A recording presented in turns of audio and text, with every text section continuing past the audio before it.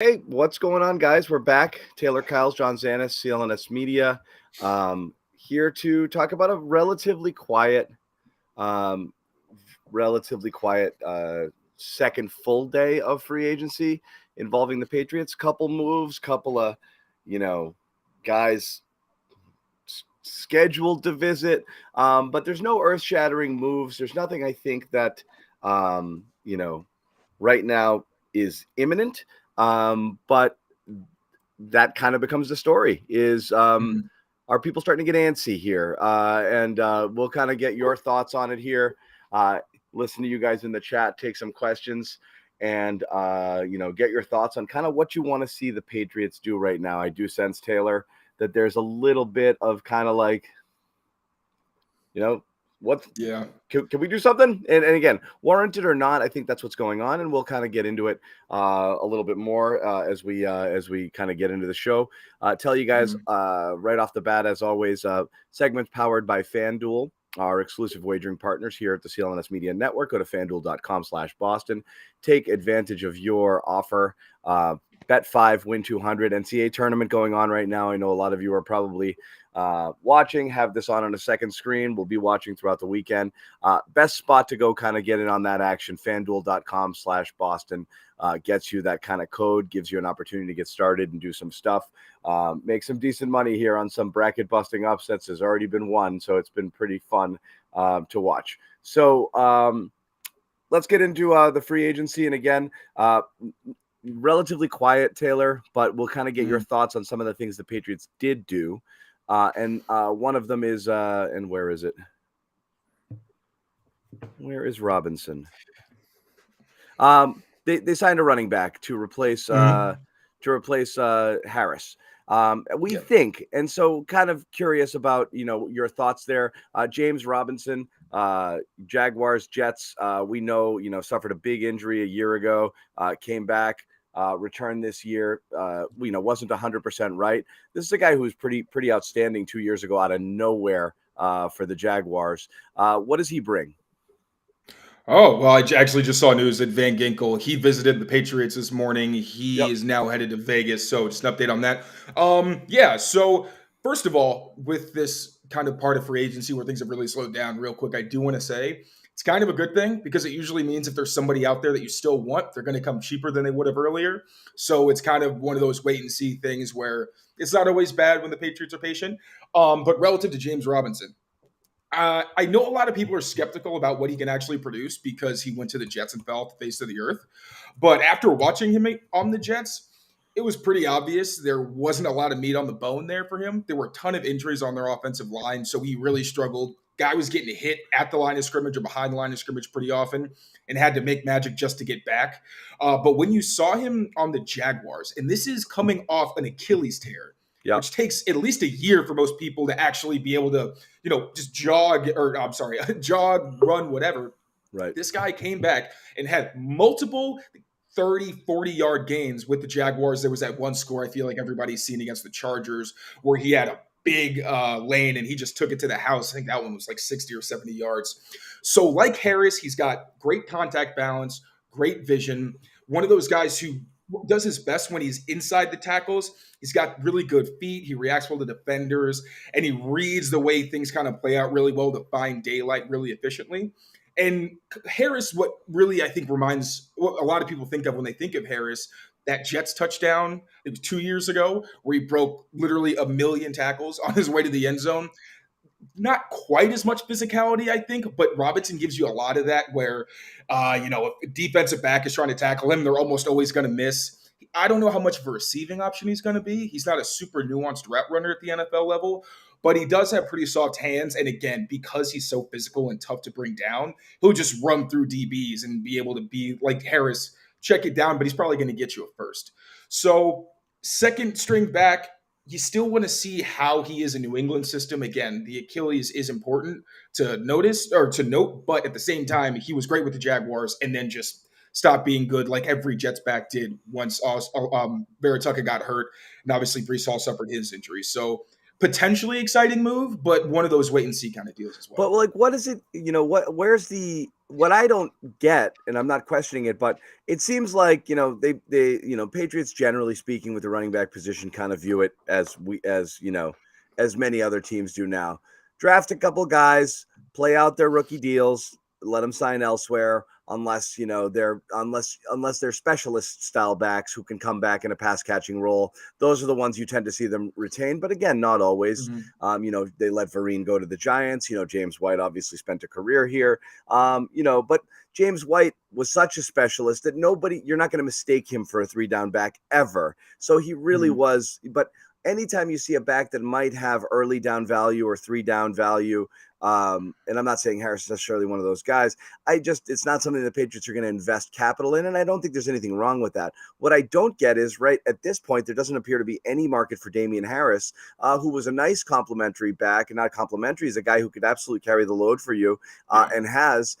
Is it strange that you're going to give this deal to Robinson and not consider, just bringing back Harris? I'm not sure what's gained here, and I also don't know that it makes that big a difference. Yeah, it was definitely strange to me. Although, to be fair, Harris has made it pretty obvious on social media that something's going on behind the scenes. I think he retweeted something, posted something. He sounds very disgruntled. So I'm not sure what went on there. He's disgruntled because they're probably not talking at all, is what I'm guessing. Right. And maybe it's the injury history. I'm guessing the availability is the biggest factor there. Like, yes, Robinson does have a significant injury, but he bounced back from it at a superhuman speed. He's still just 24 years old, I believe, 24, 26. He's still a pretty young back.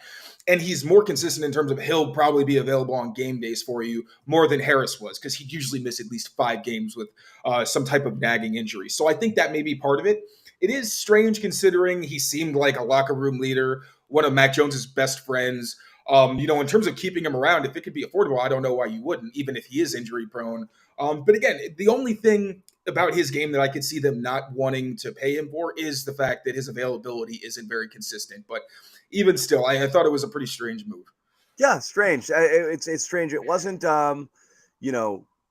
it would make sense after Harris signed. Be like, all right, let me go get my veteran back for the room. I was very surprised to hear it before Harris signed. I guess that was the main thing, because again, I know he hit a couple of long balls. You said, last year, a few big runs, but I mean, this is a guy who ran a 4.65 coming out of college. He's not a burner, and he's not, and what you have in Ramondre. Who's obviously going to kind of take on, the full-time, very prominent role, is the assumption here. But I mean, I just figured this is the kind of thing where the Patriots would just, reload, grab your veteran cheap whenever you need it, and then maybe reload in the draft, which is what they usually do. They'll always draft a back in the 3rd or 4th round when they feel like they need to restock, give them that red shirt year, which Ramondre didn't have, that's to his credit. But again, slightly odd move, but it is what it is. As far as that concerned, even when we do talk about Ramondre, think about how often he's had to literally be the only running back getting carries. It happened his rookie year. It happened last year. Obviously, once they got to Arizona, they started to incorporate the younger guys. But really, if you're looking at the two players like Robinson and Harris, it's really the availability. So, hammer that home again. I think they're like, hey, Ramondre's our best player. We cannot have this guy getting the ball 25, 30 times every single game. Sometimes if you need him, that's what your star players are there for, to make those plays. But you also don't want the guy to have to carry such a massive workload, especially when he's a running back. Yeah, I mean, and Ramondre Stevens, for what it's worth, I think it was 5th, 6th. I think it was the 6th most yards from scrimmage in Patriots history for someone last season. And that's because they had to use him so much. And actually, it's the first year Jacoby Myers did not lead the team in receptions. I think Stevenson had maybe one more, or it was close. Barely, because Jacoby missed some games. So Jacoby missed some games because Jacoby was the leader among receivers in targets, receptions, yards each of the last 3 years. And I think Stevenson got a lot of touches. You obviously want to kind of scale that back. The other thing, as the Patriots continue to try to have the most mid off season in the history of off seasons, is look, here's the thing. We joke, you need you need depth guys. You need special teamers. You need guys who can do different things for you. The roster has 54 guys on it. You're not going to fill them all with superstars. It would just be nice to have one, I think. And that's kind of what fans are looking at. Fans are looking for something splashy. So every time you get a deal like this, I think a lot of people are like, okay, I understand. But and somebody said in the chat, the guy thing? might get cut out of training camp. Like, I don't know. He might not even be on the roster. He only has $1 million guaranteed. So, he's not a lock, but I don't think you can watch him even as early as, again, with the Jaguars last year and say, oh, this guy's a watch. Like, I'm not interested because he's still very young and has plenty of potential. So athleticism, he can run. You want to see, if you can use him. He did not play much defensively late in the year. He was mainly a special teamer. He did get reps earlier in the year. I don't think he took a defensive snap the last 5 games, if I'm not mistaken. I don't know if that sounds right. So I don't know if this is just a special teamer type thing with the ability to play some, or if they have a larger role and vision where they might be able to use him and get a little bit more out of him because he is such a good athlete. Yeah, we're going to see. With Mack Wilson, the reason he didn't play those games is because as athletic as he is, he was a major liability against the run, took some really bad angles, diagnosed plays pretty late, led to some really big gains for offenses. So I think you project him as someone who's going to be a special teamer. Obviously, you still put him on that linebacker depth chart. He played at Alabama. That's where he's been most of his career.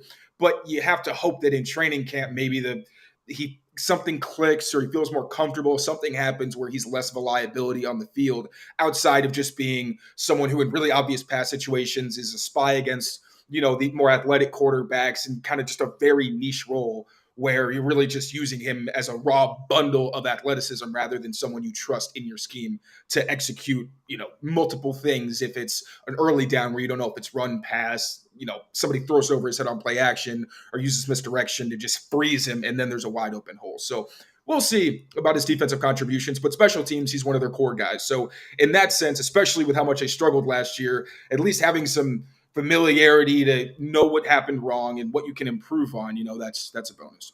Yeah, and this is, again, just as a reminder for those, the guy they got in exchange for Chase Winovich, who at one point showed some flash and some potential, but it fizzled out quick. But I do believe when they brought Mack Wilson in, they did envision a little bit more of a regular role, or at least they'd hoped for it. Am I not correct? It's interesting because obviously they play safeties in the box all the time. So it's not like Belichick's afraid to put someone in there who's like 220, 215 a little smaller, or anything like that. Right. But Mack was such just because he's very light, but someone like Kyle Duggar, he's got so much pop in his hands that there was a play his rookie year where I think Mekhi Becton tried to take him out. It was 2 years ago, and he put him on his butt. Like, usually you at least need to have strong enough hands or shock in there where you can have more of an effect in the run game and keep guys off you. Or you're like more of a Levante David type where less than stack and shed, you're just making guys miss. And you just didn't see that from Mack Wilson very often. So, yeah, I don't know how much of a role they necessarily had in mind for him. Like, Winovich was primarily a special teamer and sub rusher. But then once they got Uche, he was kind of just – they didn't really know what to do with him. So, yeah, I think it was more special teams in a very niche role, but it would be awesome if he can become more than that. But they already have Jelani Tavai, who they seem to like a lot. They just re-signed Raekwon McMillan, who is similar in that he needs to progress, but he has way more upside as someone who is more in the mold where he can stack and shed, take on offensive linemen, but also has the sideline-to-sideline speed, can cover athletically, but also has the same weaknesses where his coverage instincts aren't great, and sometimes he can be a bit of a liability against the run, but not nearly to the level that Mack Wilson is. So there's plenty of depth there. He doesn't need to play much. Yeah. Yep. And so that's it for moves so far today. Are there more coming? Maybe. Should there be more coming? I think so. We're going to talk about that, the Patriots' urgency, and whether or not they need to be a little bit more aggressive here in free agency to kind of pick up whatever still, might be, might be hanging around at this stage in the game. We'll talk about a couple of names potentially that they could look at. One Taylor really likes. One, our pal Mike Cadlick over on Patriots Beat seems to really, really like, plus what that person might be asking for. First, we want to tell you, before we get into all of these players, again, a little bit more about FanDuel. And again, Massachusetts, you know by now, the wait is over. America's #1 sports book, FanDuel, live in Massachusetts. New customers get in on the action. $200 in bonus bets guaranteed when you place your first $5 bet. And again, it's tourney time, baby. This is one of those hot times where nobody knows what they're doing, but they just kind of act like they do. So do your research before you put anything real on the line that isn't just a bracket. But there's so many games and so much stuff going on. So check it out. FanDuel.com/Boston. Bet on all your favorite sports. Any of these tournament games going on right now. Money line, point spreads, player props, whatever have you. Really fun player props if you're into that sort of thing. It's an app that's really safe. I've downloaded it myself. It's extremely easy to use. So again, don't miss that chance at $200 in bonus bets, win or lose. FanDuel.com/Boston. Make every moment more in America's #1 sportsbook. But now we do need to tell you, you have to be 21 or over in order to participate and present in the state of Massachusetts, or a state that where sports wagering, sports betting is legal. First online money wager here, you have to, as we say, bet $5 to cash in on that $200 in bonus bets. You must deposit 10 to get started. The bonus that's issued is non-withdrawable bonus bets, which expire in 14 days rather. Restrictions apply. See the terms at sportsbook.fanduel.com. Gambling problem? Hope and help is here. Go to gamblinghelplinema.org or call 800-327-5050 for 24/7 support. So the question being asked here by a lot of people, are the Patriots showing enough urgency in free agency? This is a dance we do every year. It doesn't matter what team you root for, Taylor, what sport it's in. When there's a chance to get free stuff, which is to say it just costs money, and you don't do it, and you watch other people get free stuff, which only costs them money and no assets, you're like, why didn't we get that guy? What are we doing? And that's fine if you think that the team has a plan or larger things in mind, or you don't want to do it. We've seen the Patriots fall on their faces recently as 2 years ago, charging out in front and throwing dumb money at a bunch of different people that did not end up making nearly the type of impact that you would have expected for the type of dollars they spent. Not everyone. Obviously, you have Matthew Judon and others who did, who kind of lived up to their hype. But it's more often than not a losing proposition, yet fans still get really worked up over it. Why didn't we this? Why aren't we that? And I think it's because you want them to get better somewhere, and this is one of those avenues. So I guess I'll ask you, should they have sold out somewhere for someone? If they could have a Bradbury, a whomever, and go get one blue chipper instead of kind of replacing Jacoby with Juju. Upgrade, sure, if you want to call it that. I think you think so. I think some people think so, but a marginal upgrade, and then everything else is just kind of filling in holes and depth pieces. It's a team that needs to get much better in a lot of places. Can you afford to just kind of wait to see where things fall if you're the Patriots right now? Well, I think, and you touched on it, I think urgency is the wrong kind of approach, because you don't want them making a bunch of just rash decisions or anything like that. And I think if there was someone that they could have at a price that they were comfortable with, they would have. Now, it comes to the question of, like we talked about this yesterday, how much are they actually willing to pay someone, or how much are they willing to give up? And I wouldn't have been comfortable if they said, yeah, we'll give you a first round draft pick for Jerry Jeudy for 2 years, and then maybe we'll keep him. Or then, obviously you get a compensatory draft pick. It's not a total loss if you can't keep a guy like that. But I like the approach of waiting until some of the better players are going to come cheaper. Like Orlando Brown's a perfect example. He was one of the premier free agents this year. He didn't sign till yesterday, and it was for a deal that was way cheaper than anybody expected. So that's why I say the wait and see approach isn't as bad as people think. Yeah, but then go get that. It isn't when you get Orlando Brown. I mean, yeah, but okay. I'm trying to find a way to say this in a way I haven't said a million times. When you get him for cheaper, it's better. When someone else gets him for cheaper, it also says, wait, you need tackles. Why can't you But it's pay also that for a fit. tackle? But Orlando Brown, I do not think Orlando Brown should be a left tackle. If you're getting him for that kind of money, then, that's a little different. I thought he was better on the right. I didn't think he was going to want to play on the right. And he said he doesn't want to play on the right. But they have So, money, right? People want to see him spend it. Are you going to get a bunch of $3 and $4 and $5 million kind of like scheme fit role player guys? that's what this part of free agency is, like, realistically. So And then that's you the got thing. guys like, Did they miss anywhere where they could have, should have, would have maybe taken a shot?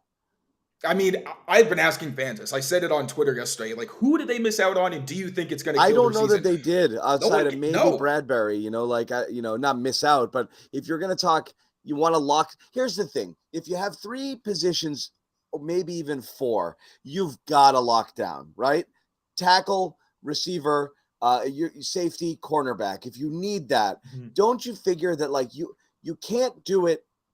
If you're going to do trades and draft, fine, but you're going to have to give up draft capital to do one of those things most likely. And then you've got your first round pick to address another, which means free agency is the other avenue to lock it down. If you're not locking something down in free agency in a set it and forget it sort of way in terms of a big roster need, then you're not going to do it at all because you don't have enough bullets left in the gun. There's not enough left. You don't have enough resources to do it elsewhere if you miss that shot. So because they have so many needs, it's strange to not see them aggressively pursue one of them, or something. That's all. It's like we know what it was. It was a weak wide receiver class. There was no guy to go out there and absolutely get. I think they did fine with what they did. But again, it's really just kind of swapping guys out.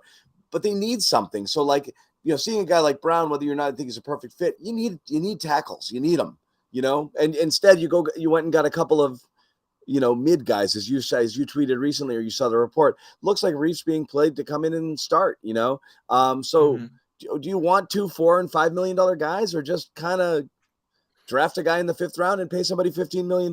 What makes you better?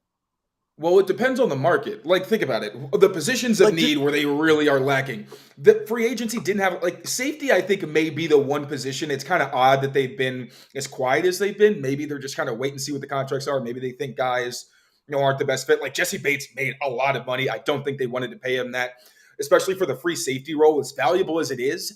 Based on what you actually do, it's more of like an insurance policy. You're not trying to pay a free safety you shouldn't be wanting to pay a free safety $15 million, even if they're versatile, if they're mostly going to be back in the post, not actually doing anything but deterring throws and obviously making, 1 or 2 plays a game to stop a disaster from happening.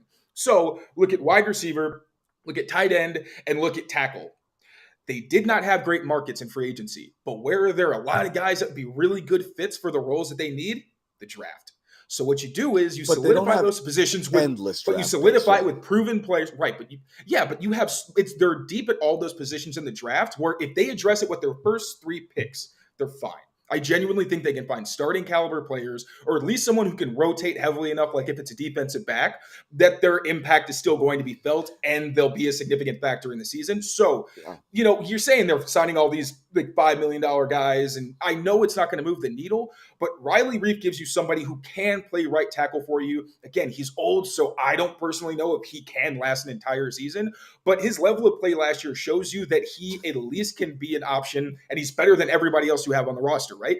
Juju Smith-Schuster, yeah, he's not your number 1, but he's proven for years that he's a good number 2. He's really, really young. He's still only 26 years old. He's younger than Jacoby Myers, which is insane because Jacoby was joined the league in 2019, and Juju's been here since 2017.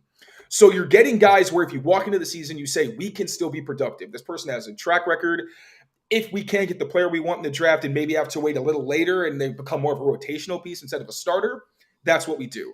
So I understand it's really hard to sit here for, whenever the draft is, a month or 2 away, and just kind of sit on your hands while the Patriots are playing the long game. I get it.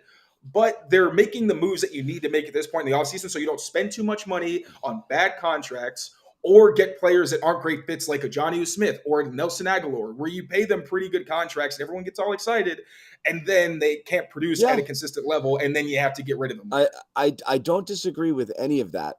Again, in theory, if the needs weren't so many and if there weren't so few, again, there's a lot of good blank in the draft, but they've got a single first round pick, a single second round pick, a single third round pick, and anything after that is a dart throw. Like, just maybe, who knows? If we get lucky, great. And yes, they've had luck in some positions drafting people a little bit later. In fact, you could even say that their late round drafting, mid round drafting is better than their early round drafting in the past however long. And you wouldn't be wrong there. But you have many needs, and you're running out of opportunities. Free agency is an opportunity to address one, and that's kind of what I'm talking about. Everyone's saying be patient. They still have the draft and free agency. I mean, draft and possible trades. You know who else has the draft and possible trades, Taylor? Everybody. So that's the point. But not everyone has Bill O'Brien. Not everyone has Adrian Clem. Not everybody has Steve Belichick. Like, the coaching matters. You need reliable veterans, and then you bring the young guys in. You know what I'm saying?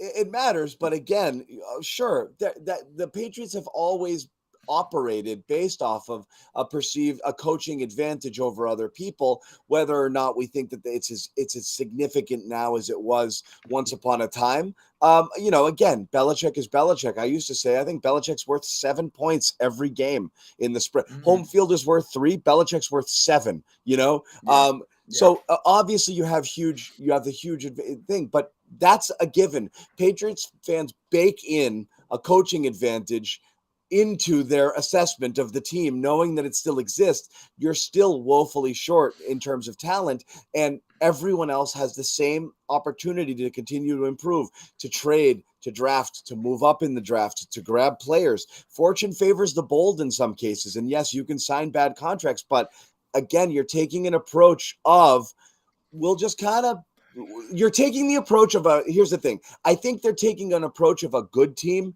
or a team that's relatively set, instead of the approach of a team that has a lot of work to do. Sure. Okay. But then we'll use the example of Orlando Brown, right? So, because everybody knew there wasn't a number one receiver on the free agent market. And then we've talked about the trade possibilities. They're not realistic. So then we'll go, okay, why didn't they sign Orlando Brown as the big ticket free agent, all that stuff? I've watched a lot of Orlando Brown. Kansas City's scheme helps him a lot. It's a lot of quick throws, a lot of underneath stuff, a lot of moving the pocket, either bootlegs or sprints and stuff like that. In true one-on-one pass blocking reps, he is not a left tackle that is worth the money that he's getting. He's a great name, but besides that, you're not getting the value. I think, again, the contract I think he got was fair. But I don't think that you necessarily need to invest that in him when you could say, all right, Trent, flip to the right side where you're better. We're going to get Anton Harrison in the third round, who's a starter and much better value. You know what I'm saying? When we revisit, and again, once the draft is over and we revisit this, we can say, all right, like, I don't know what the plan was. They clearly just left this big hole, and now you have to rely on people who and sometimes it works. They did it with D-back last year, and it wasn't nearly as bad as everyone thought. Everyone's like, how in the world, and again, they drafted some places, but there's certain times where you're just like, they're going to address this, right? And they're like, oh, I guess not. You let JC go, and they didn't go get a number one guy or draft a first rounder, which a lot of people thought they would do. And everyone's like, wow, so that's it, huh? And it worked. It worked okay. So yeah, sometimes it does work out.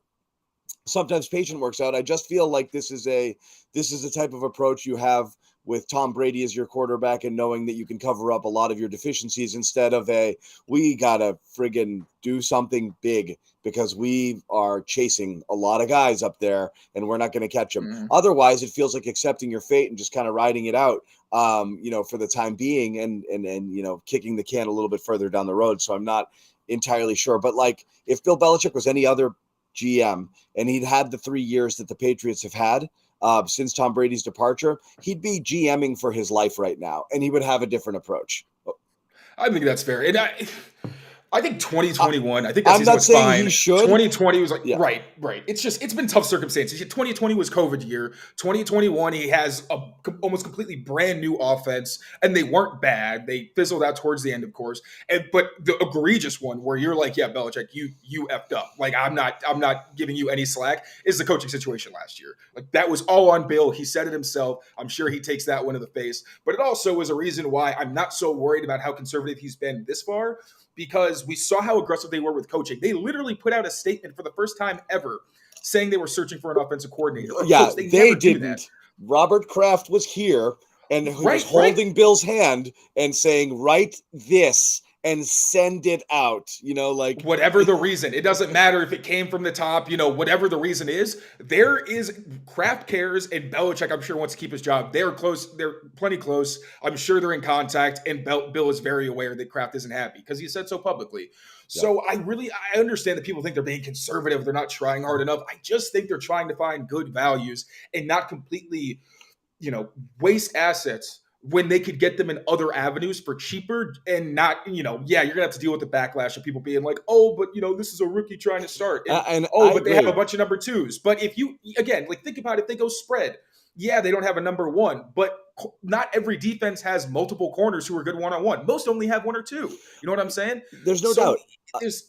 You're not wrong, Taylor. No, you're not wrong at all. I'm saying a free agent class like this one, I don't believe that there was anything they had to leap out at. I actually do think a prudent approach makes more sense because you're going to get more value later on if you wait once teams blow their wad and overpay guys and this and that. It wasn't a very exciting, but it's got to tell you a couple things. People are smarter about who they allow to get to free agency nowadays. Number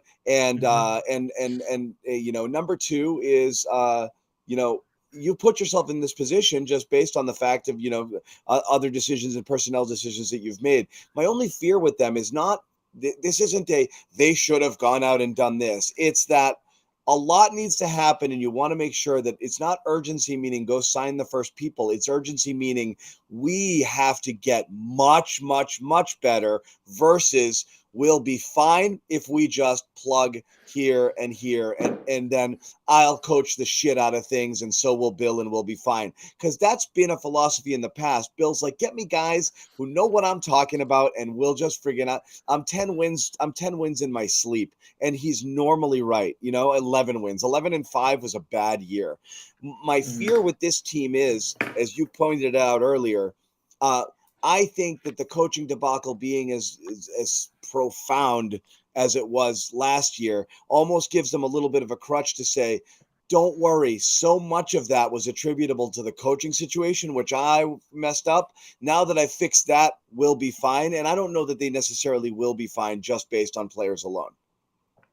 And I mean, that's fair, but you said it earlier also, like everybody has draft capital, everybody has this, that, like this is the philosophy, and I'm not calling anybody out, but this comment right here, 8-9 with no OC, now we have Billy O. That's fine. You have to look at the wins and who you played and who was playing for those teams when you played them and determine whether or not this was a team that was actually really good. And I don't think so. And you even go back 2 years ago, you might be talking only a couple of quality wins total. At this year, I might say the Chargers win was the only win that I think was like a legit quality win that they had. So again, I think they were significantly worse than their record. I think you look at it and say 8-9, one game out of second. I don't think that tells a fair tale. Well, sure, but look at the fact the Ravens game, they were very much in reach and then fumbled twice. The Raiders game where they completely shat the bed. The Packers game where you got to overtime with Bailey Zappi. Like, yeah, the 8-9 thing, you could say, oh, well, they beat bad teams. Yeah, well, they also lost plenty of games they should have won. That could have been a 12-4, 12-5, these new schedules. But that could have been I can only do 16 game records myself too. It's so weird to say. In my brain, it doesn't work. No, but yeah, I mean, the math doesn't work. It's if you look back at a lot of those games and say, literally, if they were just not screwing themselves, not getting terrible penalties at bad times, like a false start or a hold, or Trent Brown completely missing a guy who's standing next to him in pass protection, things like that, where legitimately, if they're just prepared better, you could tell the offense is good enough to get down the field, to put drives together. And then you need better coordination and, using Hunter Henry, who still leads the team in touchdowns over the past 2 years, even though we only had 2 yet last year. You know what I'm saying? There's plenty of ways for this team to be effective. And regardless of whether or not they get a number one, it's still going to be a defensive-led football team. And they have one of the best defenses in football with almost all of their starters coming back. Yeah. So, you have to understand this is not an offensive juggernaut. Maybe it won't be for a couple years until they have better opportunities to get that guy, although I still think they're going to get Zay Flowers. But even if they do that, this is a defensive-led team that can legitimately give trouble to any of the league's best offenses. Like, think of how many times Patrick Mahomes has been shut out in half against Belichick. I think it's almost every time he's played him. So even with the great players, there's still two sides of the game. Their defense is fantastic and obviously needs some help in the secondary, but they're not that far away. They have that chemistry, and the offense literally just needs to not lose them games. They have the personnel to do that. And if they get that number one, that's where it's okay. All right. Now we have two parts of the team that are really, really strong. Also need to improve special teams. Should talk about that as well. Special teams killed them plenty last year. I'm leaving special teams and punting to Alex Barth. Okay, they'll be on. No, I got you. I'm just kidding. For the addressing this comment right here, I like the new guy. He talks sense. The new guy, in case you don't know who this is Taylor Kyles, the new beat reporter here, CLNS Media, replacing the departed Evan Lazar, but very much in the Evan Lazar mold. This is a guy who, as this follower will say, speaks facts. He understands football. He might be a little bit sunny with his analysis, but that's okay. He will get hardened over time. That's a fact. But no, once I get to Boston, I'm sure you're going to get a very different version of Taylor. Exactly. Exactly. No, so again, I get it, and it makes sense to pit it that way. But I do believe that. I think both fans and I think there's a lot of fans out there who think it's kind of like Billy O will save all and competent coaching will make all of the difference in the world. And I do think that is a factor, but not the only factor. I want to make sure that Bill's not viewing it that way, because I think that would be a mistake. Thinking that a new coach saves all, because they do need a lot. And again, maybe there is something coming. So let's pivot to a couple other things we're talking about. And this isn't on the sexy front, but spend a minute here. Patriots hosting free agent safety Taylor Rapp. Again, you like safeties, you need safeties. What's your thought here? Yeah, so Rapp's a pretty versatile player. I believe last year he was primarily a deep safety, but when you look at all his plays, they come closer to the box. So his scheme would be a bit interesting. I don't love his burst, frankly, and his acceleration. Even in split field coverages, there were times where he wasn't able to stop completions that I think a lot of other safeties on the market would have been able to, even like a Deron Harmon, for example. But again, I think he's a solid player. He's a pretty good tackler. I know his tackling rate or missed tackle rate is very low, although to be fair, I think he had like 6 really bad missed tackles last season where you say, okay, that's a little concerning, but you hope that you bring him into the system and you can shore up that consistency a little bit. But not a super sexy visit. Was more of a depth guy, like a 2-3 safety for the Rams. Got to a fight with Jalen Ramsey, I think, a year or two ago, which is pretty funny. If they're in the same division, that'll be real good.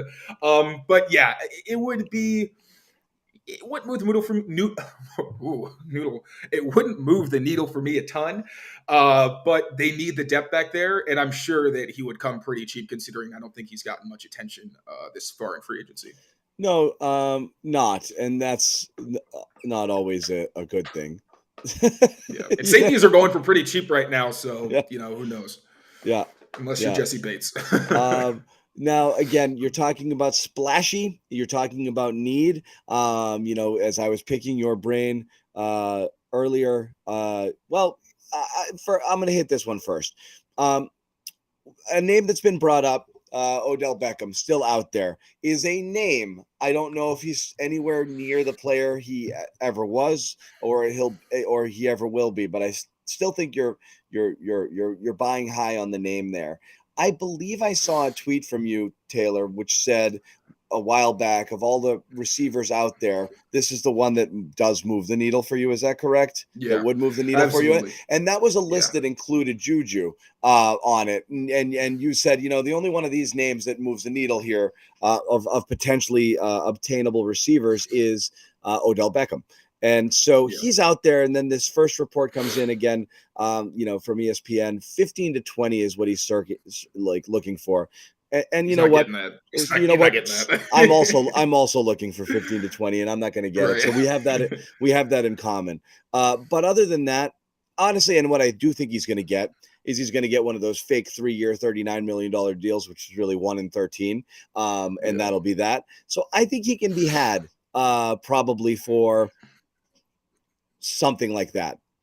Yeah, but Do this you is do also one it? of those situations where, yeah, like with free agents, you have to also remember this isn't Madden. People need to want to go to your team. And frankly, especially after last year, I don't think Mac Jones is a super attractive target when you got names like Dak Prescott as someone who you could potentially play for. Dak also had a down year, but he's also had fantastic seasons and, is physically a very talented quarterback. He's just got to work on his decision making, of course.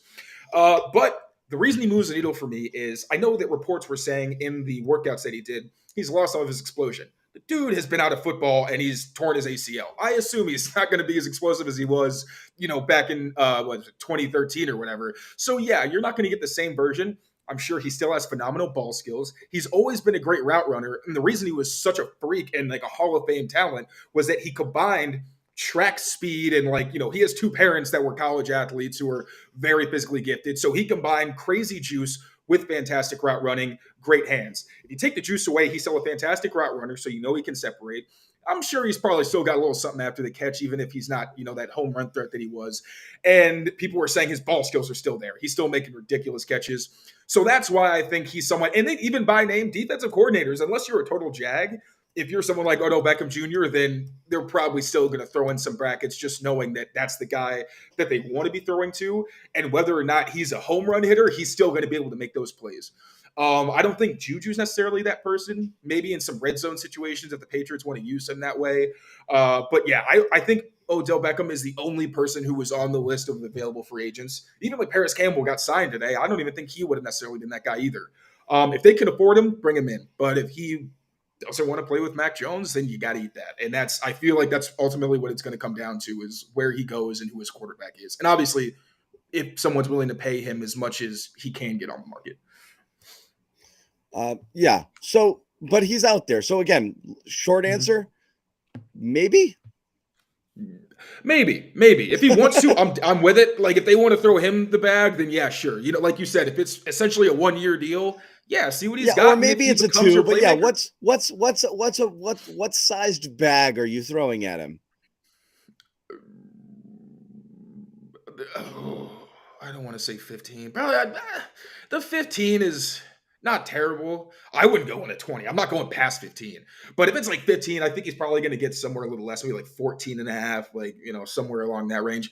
I'm fine giving him that because you have the cap space. Unless they're planning on spending it elsewhere, you can make one investment where as long as you're not paying for it in the future, then sure, throw him a little extra money than you would normally and see what he's got.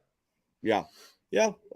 So that's what we have there. The last name that I know you wanted to discuss as somebody who's out there and somebody who would be a needle mover and, someone the Patriots absolutely could try to get in on is Dalton Schultz. Who right now, oddly enough, has not been linked to anyone as far as I've seen. Now, I haven't seen a lot of reports here close to or this or that. This one's kind of interesting. What do you think and now what I do know is this is, considered to be a very deep tight end draft. So there could be some people who are just going to kind of save up and see if they have a position in need and the right guy is there, that's a place you can get it. But what's up with the market here? Is surprising? Yeah, so obviously he was a top tight end on the market. Hayden Hurst, who is probably the second best tight end on the market, he signed with the Panthers to a pretty modest deal. I'm assuming the difficulty is that Schultz probably wants to get paid a significant amount because he knows he's the best on the market. But like you said, not a lot of people are going to want to throw him a ton of money when they know that they could probably draft somebody in the 3rd or 4th round who, yeah, they may be more of a spot starter and not somebody that you can rely on to be the guy, but they can develop into that and you didn't spend nearly as much. The reason he moves the needle for me, though, he's one of the few true two-way tight ends where he's a good blocker. He's got strong hands. His technique is sound. He plays with good leverage where on those like combo blocks with a tackle, he gets legitimately good movement. When he gets to the second level, he's pancaking guys. I don't know if there's many other tight ends I've seen where like on those crack tosses that the Patriots love or on screens or things like that, if he's got a block down field, he blocks pissed off. And I really like that. I think it's something the Patriots haven't had since Martellus Bennett. So beyond that, I think he's also the kind of receiver that you can split out legitimately. I think Hunter Henry's got some of this, but because now he's their only tight end, it kind of hamstrings him a little bit. But I think having someone like Dalton Schultz gives you a situation where you can be in 1st and 10 with Schultz and Henry on the field. A team would legitimately have to respect the run because of Schultz and Henry being decent. then you spread them out, and then those guys have great matchups up the seam, or you can get big plays and things like that. And Schultz's ball tracking is fantastic. He makes contested catches. He's good downfield, which is what you missed in Jonnu Smith. And he brings you not the same yak ability that Jonnu did, but he's still pretty good. He's got some wiggle for a big guy, and a lot of athleticism. So I think if they were able to bring him in, then you're cooking with a little more gas, because it's okay. We can play with scheme. We got two legitimately good pass catchers at tight end who take some of the stress off receivers. You only need two guys in there. So yeah, he's the one guy left on the market outside of OBJ who, if they sign him, I'd be like, all right, we might be moving here. But besides that, not a ton of game-breaking talent, I think. And I'm not even saying that Schultz is a game-breaker. I don't want to say that either. But he is a very good player who I think could be a difference maker in their scheme. Yeah. Another name that came up today, not because of anything real, just because of people tracking what they do in social media. Mike Gesicki, followed the Patriots and something and this and that. But Mac he was followed him. And... I know, whatever. It doesn't matter. That stuff doesn't mean anything. A lot of people follow a lot of things. But as a name that was out there, is that somebody if you had on the cheap that you would bat your eyes at maybe if they were around?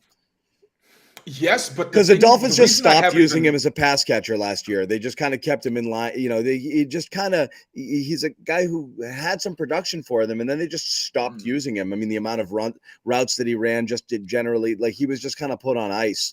But there's a guy who I think, it can be utilized as a pass catcher. He's shown it before.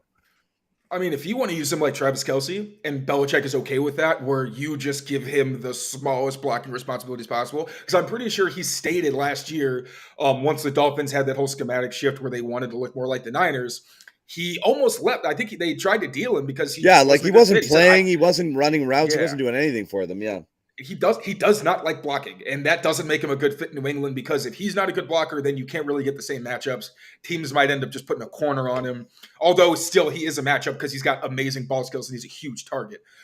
It would be exciting if they signed him, because it says, okay, they know how to use him. They've discussed this. He has a role that he's comfortable with and that they're comfortable with, because his receiving upside is fantastic. That'd be really fun to watch. But again, just because he doesn't like the whole physicality part of the game outside of being a receiver, I never thought that it was a good fit. Yeah. Yeah. I have something on my mind I'm not going to share with you, because it'll take us completely off the rails, and I refuse to do it, but I may spring it on you tomorrow when I start to because you know what happens? I get impatient, Taylor. Okay. I get impatient. I want stuff to happen. So I'm going to start throwing out some crazy shit tomorrow that they may or may not do. But we will, we'll see. What we do promise you, as always, is we will jump back on here immediately if there's some sort of breaking news, or we will try to. There's a great deal more Patriots programming coming up on this channel. We're going to be premiering the Pat's Interference podcast with Andrew Callahan and his guest, Mike Giardi, former colleague of mine. Giardi, when we worked together over at NBC, they're going to kind of grade the Patriots Free Agency haul so far and what they think that they could do next. So check that out. It's a really excellent podcast with two guys who really know their stuff and are fun to listen to. So check that out. And then 7:00, Cadlick and Barth are back with another live Patriots Beat Free Agency edition. They've been doing it every night, kind of picking up the pieces of whatever is left over. Hopefully there's some more news for them to discuss than we had on this broadcast here, but they're going to break it down. Make sure you check that out as well. Subscribe to all of these podcasts. Subscribe to our YouTube channel. Hit that little bell to get your notifications when we do go live. Follow Taylor Kyles, the newest Patriots CLNS beat reporter here, covering the team for us, and all of his excellent coverage as he kind of continues to break down the players that they're bringing in, the players that are leaving, and how they're going to fit and how the pieces are going to fit together here on the field for the Patriots in 2023. So again, make sure you check out all of Taylor Kyle's work over at clnsmedia.com and follow him on Twitter for nonstop. There's nothing you don't have a comment on, Taylor. I'll tell you that. there's I might be addicted to Twitter. Something happens in the football world, but the good thing is enough to have opinions, which is amazing. But something happens in the football world, Taylor's on it. So make sure you give him a follow. It's an excellent, excellent follow for really good information. Thank you guys for jumping on with us all week long. We really have enjoyed and appreciated it here on Taylor's first week. And like I said, we'll cap it off tomorrow, Friday, with another show here, another live show, just kind of recapping whatever goes on in the day, talking about some other things. I'm going to spin my little crazy theory tomorrow as well, and see if I can't get Taylor to quit in the first week. But you're crazy, but you're entertaining. I'm happy. I'm here for it. All right, we're going to wrap it, guys. Thanks a lot. We'll see you later.